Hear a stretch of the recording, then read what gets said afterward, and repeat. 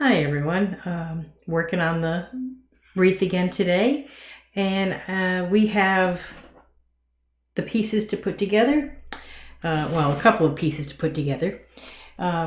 We have the ring, we have the finished bit of this. We will wrap it around the ring, we will sew it on. We need our white yarn that we have left over, and we need I use a tapestry needle. I don't use a regular yarn needle. I just prefer these. You can buy plastic ones, or you can buy these metal tapestry needles. I'm not sure what the length of this one is. It's not very thick and it's not very long. And I'm going to transition over to the other camera so I can show you how to put this together.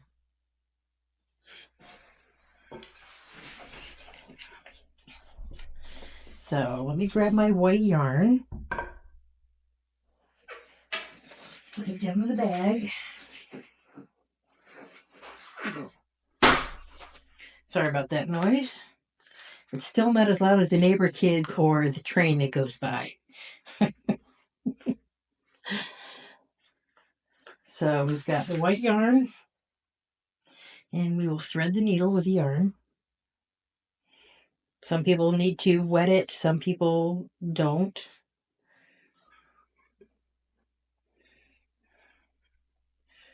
Depends on the thickness of the yarn, in my opinion. And I just pull a lot through. I try to make it long enough, thread enough on there so I don't have to cut and splice. So it's basically, I'll just do a couple feet, 3 feet, something like that. If you want, if it helps you at all, you can use stitch markers to hold it in place while you're doing this.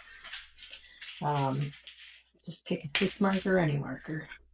Now, if you recall from the other video, we have one stitch marker already still attached. And what I'm going to do with that is I'm going to leave it on the outside until I can get this piece together a little bit. I'm going to make sure that the corners match up as I'm wrapping it around.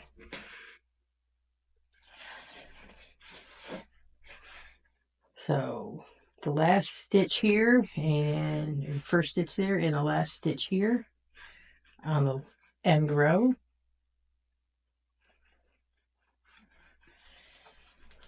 I'm going to hook it together. These, you can weave them in if you want to. I'm just going to tuck them inside because once this is on there, you're not going to see it anyway.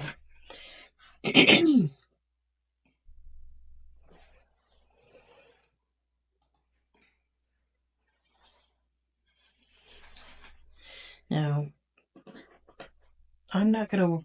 I'll show you a few more of these, but I'm not going to worry too much about holding it together. It will stay on as you go along. But as you're doing this, you definitely want to line up your rows. And it's very easy to do if you look at the creases where the rows change. It's very easy. I'm not going to do every row. Well, we've got 1, 2, 3, 4, 5. So I'm going to put this here, and I'm going to count 1, 2, 3, 4. Bring this over, and 5 is that section.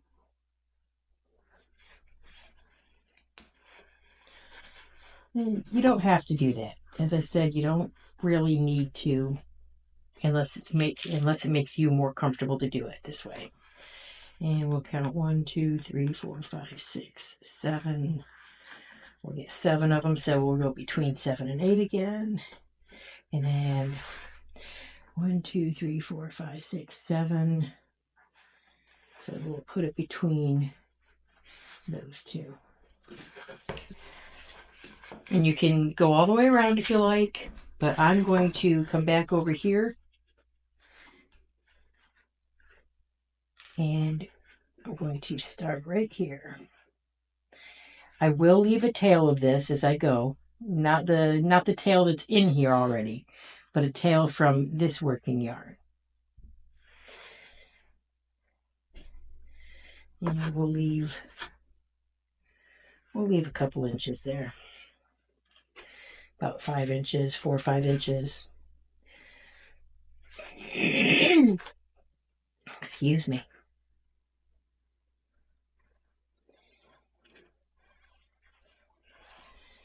And I'm going to put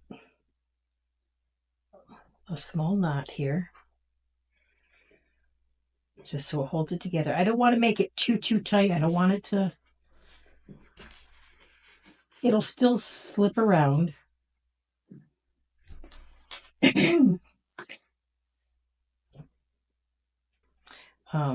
If you need it to. But now I'm going to tuck that tail from the piece in, and I'm just going to stitch it like this. So I'm going into the end of this row, between the two rows, the end of this one. I'm going to go in the ends of the row.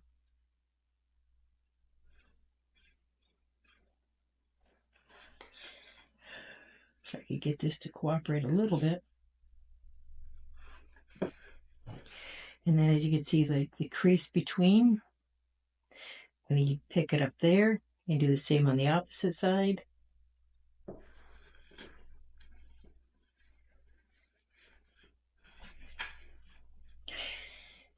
And in the side of that row. And then in between. And you just continue this all the way around until you have this back to the beginning. And I'm going to do this, and I will probably do some of it off camera, but I'll record some of this so you can see and show you as I go along. I'll forward through it so it skips through. You don't want to see me doing this whole thing. It's going to take a few minutes. And then I'll come back and I will show you how to connect the two ends together in a few minutes. All right, I'll be back.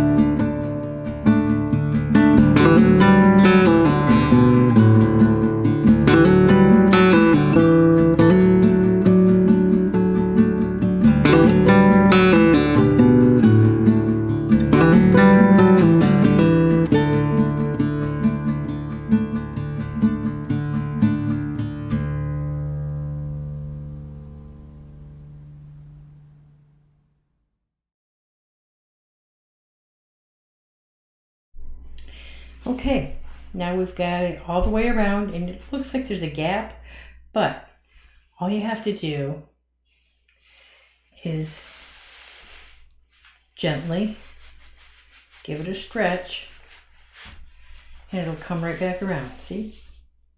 It'll close right up. So this was the beginning string, and this was our end string. See, I still have the needle on it. And just to make it easier to keep the ends, the seams lined up, this seam here and this seam here, I'm just going to knot it and pull it snug so that the edges meet. We'll worry about this tail later on. Now, you want to go, see, it's still got a little gap, but you'll want to line up your stitches, top and bottom, because you know you've got the same number, anywhere from 15 to 19 stitches, whatever you have here for the width. You'll also have here, line them up, stitch it closed.